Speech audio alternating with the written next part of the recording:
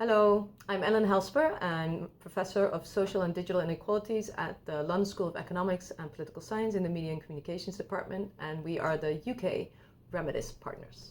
I am Diego Martinez, the postdoctoral researcher for the REMEDIS project in the department. And we worked with two partners. One was Coach Your Futures, which is basically a 3-week course on basic digital skills for everyday life. So one of the specific things they did was to work with smartphones. They were aimed at low-income beneficiaries, especially refugees and asylum seekers.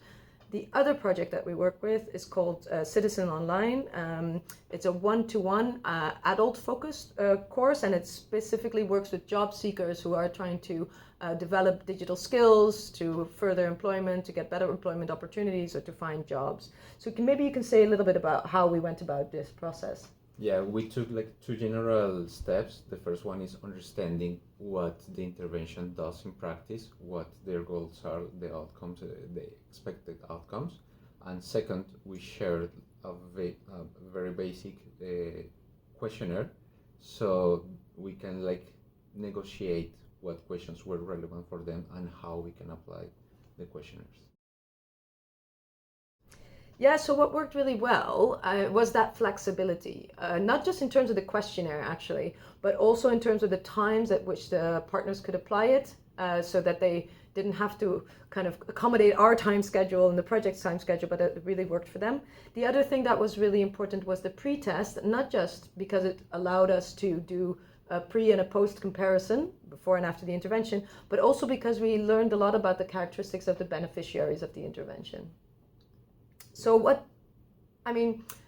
we also encountered some challenges, right? It wasn't just, things that worked well. So. Yeah, one of the key challenges was the language in terms of understanding the terms, and also because some participants were not native speakers, English native speakers. So it would be ideal if we can have a questionnaire in their local language, and trying to pilot the questionnaire as well.